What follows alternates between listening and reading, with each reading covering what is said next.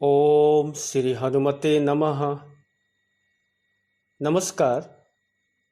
26वें व आखिरी एपिसोड में आप सभी लोगों का स्वागत है। आज हम लोग जिस पद पर चर्चा करेंगे वह है पवन तनय संकट हरन मंगल मूर्ति रूप राम लखन सीता सहित हृदय बसहु सुर भू। हे हनुमान जी, हे पवन सुत, आप संकटों को दूर करते हैं। आप मंगल मूर्ति रूप हैं, कल्याण स्वरूप हैं। आप राम जी, लक्ष्मण जी व सीता माता सहित मेरे हृदय में निवास कीजिए। श्री हनुमान चालीसा का यह अंतिम पद है जो कि दोहे के रूप में है। आप जानते हैं कि श्री हनुमान चालीसा में कुल 3 दोहे और 40 चौपाइयां हैं। 2 दोहे प्रथम शुरू में और अंत में 1 दोहा। तो यह अंतिम पद है। इस पद में गोस्वामी तुलसीदास महाराज ने आमंत्रण दिया है उस मंगल मूर्ति को जो सकल अमंगल मूल निकंदन, यानी कि सभी अमंगलों का नाश करने वाले हमारे हनुमत प्रभु को उन्होंने निमंत्रित किया है। अब ध्यान दीजिए कि इस पद में एक बार फिर से संकट हरण कहा गया हनुमत प्रभु को। इसके पहले 2 बार संकट मोचन शब्द आया। एक बार संकट ते हनुमान छोड़ावे मन क्रम बचन ध्यान जो लावे, और दूसरी बार संकट कटै मिटै सब पीरा जो सुमिरै हनुमत बल बीरा। तो इन दो पहले और ये 3 बार हनुमान चालीसा में संकट मोचन शब्द आया है। 3 बार गोस्वामी जी ने हनुमत प्रभु को संकट हर्ता के रूप में याद किया है और उन्होंने उपाय जो बताया, पहली बार उपाय बताया कि ध्यान लगाइए। दूसरी बार उपाय बताया कि सुमिरन कीजिए। मन क्रम बचन ध्यान जो लाए और जो सुमिरे हनुमत बल बीरा।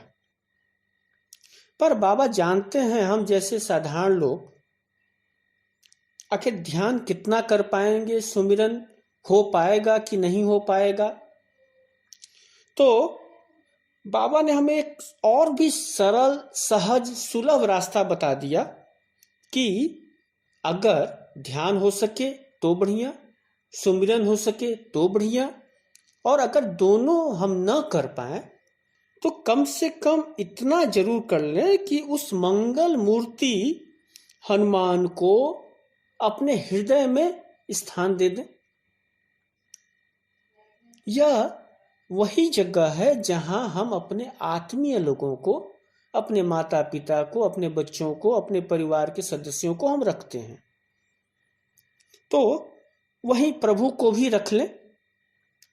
फिर मूर्ति अगर हृदय में रहेगी तो हमारा हर एक श्वास जो है वो एक पूजा का रूप बन जाएगा। तो बाबा का अभीष्ट है कि हम हनुमत मूर्ति हृदय में ग्रहण करें। वैसे भी हम लोग सगुण उपासक हैं, निर्गुण ब्रह्म के उपासक नहीं हैं। हम लोग मूर्ति पूजा में आस्था रखने वाले लोग हैं। ईश्वर जिसकी विराट सत्ता है, क्या हम उसे देख सकते हैं, देख पाएंगे? और परमेश्वर पूर्ण है। परमेश्वर टुकड़ों में विभाजित नहीं हो सकता। इसलिए जिस परमेश्वर को हमने अपने घरों में रखा है वह एक टुकड़ा नहीं हो सकता, एक छोटा रूप नहीं हो सकता, वह पूर्ण है। याद रखें, जो परमेश्वर विराट विश्व व्याप्त है वही संपूर्ण रूप से जैसा का तैसा एक छोटी सी मूर्ति में मिट्टी के कण में व्याप्त है, और वही मूर्ति हमारे घरों में होती है। हमारे ऋषि महर्षियों ने हमारे लिए बड़ा उपकार किया कि हम प्रभु का भजन कैसे करें, और मूर्ति उपासना हमारी एक सनातनी, एक प्राचीन पद्धति है, क्योंकि ये हमें भरोसा है कि परमात्मा न खंड खंड है न बटा है, वो जहां है वो वहां पूर्ण है। और अगर प्रमाण चाहिए तो ईशावास्योपनिषद का पहला ही मंत्र ले लें, जो शांति पाठ है मूलतः, और वो हमारी दृष्टि साफ कर देगा। ओम पूर्णमदः पूर्णमिदं पूर्णात् पूर्णमुदच्यते पूर्णस्य पूर्णमादाय पूर्णमेवावशिष्यते। वह परम ब्रह्म पूर्ण है, और यह कार्य ब्रह्म भी पूर्ण है, क्योंकि पूर्णात् पूर्ण मुदच्यते। एक ये बहुत बड़ा सिद्धांत है, पूर्णात् पूर्ण मुदच्यते, यानी पूर्ण से पूर्ण की ही उत्पत्ति होती है, तथा प्रलय काल में पूर्ण काय ब्रह्म का पूर्णत्व लेकर अपने में लीन करके पूर्ण परम ब्रह्म ही बसता है। तो श्री हनुमान चालीसा के अंतिम पद में गोस्वामी तुलसीदास महाराज ने हनुमत प्रभु की उस मंगल मूर्ति को हृदय में रखने को कहा है, जो माता जानकी का दुलारा है, जो उस हमारे सच्चिदानंद स्वामी का अनन्य सेवक है, और हमारा संकट हरण तो है ही। याद रखें, ईश्वर भिन्न भिन्न वस्तुओं में भिन्न भिन्न गुणों के द्वारा प्रकट होता है, और इसीलिए हम आनंदित होते हैं, क्योंकि उस वस्तु के प्रति हमारी आत्मीयता होती है, एक संबंध होता है। हम उस मूर्ति को अपना कहते हैं, अपना बना लेते हैं, और हमारी जिम्मेदारी भी थोड़ी बढ़ जाती है, और उस ठाकुर को, उस मूर्ति को हमें स्नान कराना पड़ता है, भोजन देना पड़ता है, समय से सुलाना पड़ता है, क्योंकि भक्ति का हमारा नाता है। याद रखें, प्रभु श्री राम ने सबरी माई को क्या कहा था? जब सबरी माई ने प्रभु को कहा कि ही विधि स्तुति करो तुम्हारी, अधम जाति में जड़ मति भारी, अधमते अधम अधम अति नारी, तीन महे मैं मति मंद अधारी। तो प्रभु श्री राम ने कहा था, कह रघुपति सुन भामि निवाता, मानव एक भगति कर नाता। तो प्रभु से हमारा जो संबंध है एक ही है, वो है भक्ति का, और उसको हम मित्र, पिता, सखा, दास्य किसी रूप में ले लें, लेकिन नाता तो एक ही है, भक्ति का। तो हमारी भक्ति से ही हमारे प्रभु प्रसन्न होते हैं। तो यहाँ बाबा ने ईश्वर की मूर्ति को, हनुमान जी की मूर्ति को हृदय में बसाने की बात कही। फिर एक मूर्ति तो हम लोग अपने घरों में रखते हैं, हमारे घरों में हनुमत अल्लाह हैं, यथासंभव सेवा भी देते हैं, पर कभी चूक जरूर हो जाती है, क्योंकि हो सकता है मन साथ न दे, कभी हमारी मजबूरियां, व्यस्तता, व्यवधान। अगर हम हृदय में रख लेंगे, मंगल मूर्ति को हृदय में रख लेंगे, तो हमारा स्वभाव भी सधेगा, और कोई चूक की गुंजाइश सेवा में नहीं रहेगी। एक बात और मैं आप लोग का ध्यान इस पद में ले जाना चाहता हूं कि यहां बाबा कुछ स्वार्थी भी हो गए हैं।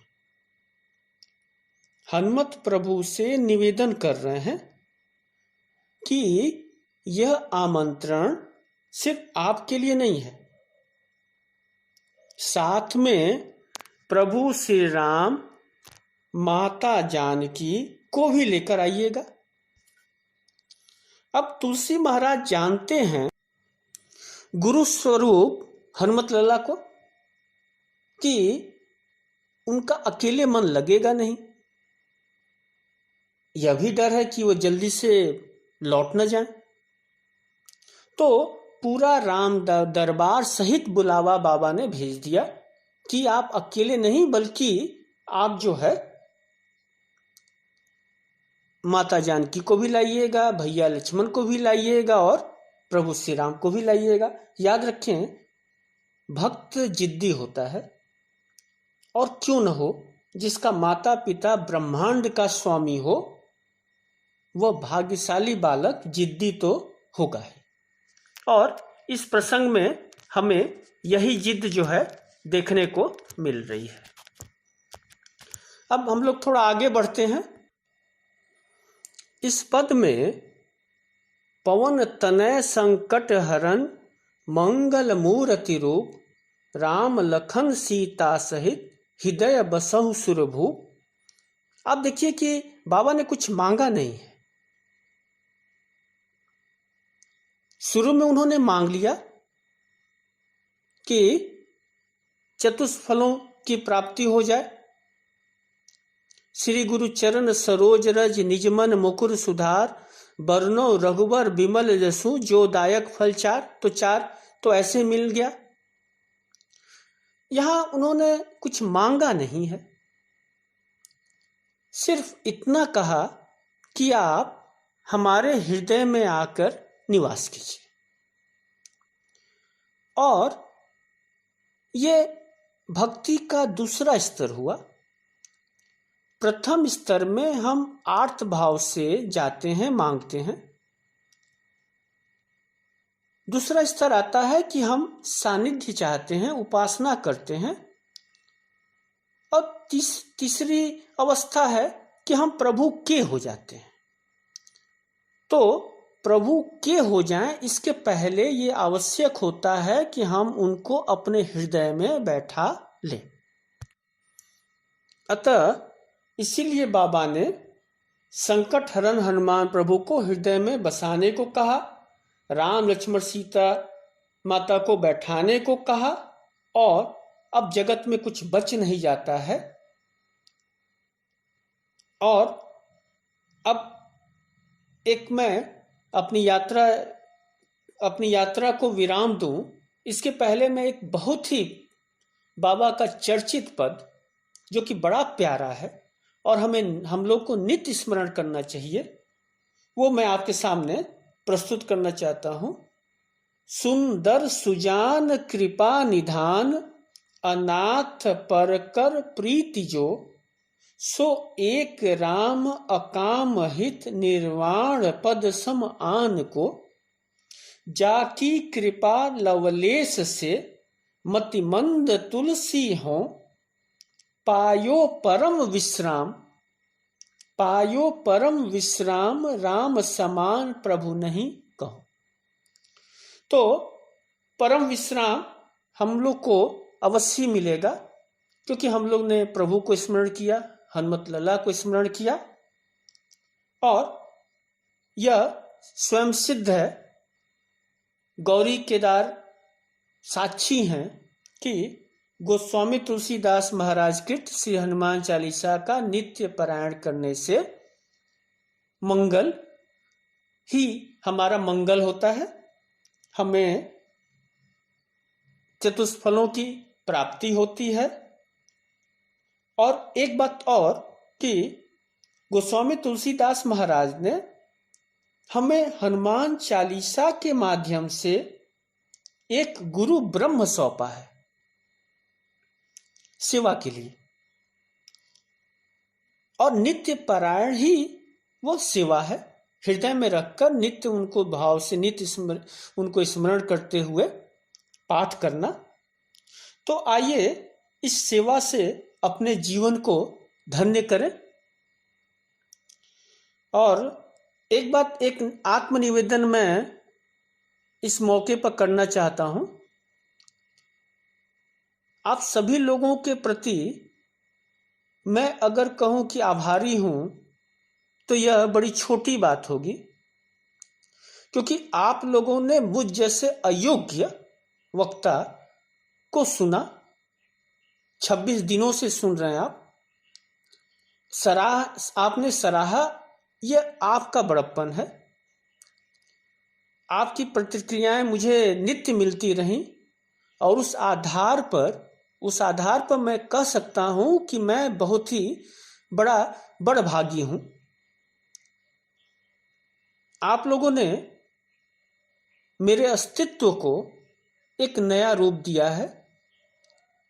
तो मैं आप सभी लोग को प्रणाम करता हूं। आपका आशीर्वाद मेरे लिए नवनिधि अष्टसिद्धि से बढ़कर है। अभी तो कोई योजना नहीं है, परंतु भविष्य में अगर ईश्वर चाहे, उनकी कृपा रही तो फिर से मैं आप लोगों के बीच में आऊँगा। तो एक बार फिर से आप सभी गुरुजनों को प्रणाम और ईश्वर से प्रार्थना करता हूँ कि आपका जीवन मंगलमय हो। हनुमत प्रभु की कृपा आप पर सदैव बरसती रहे। नमस्कार।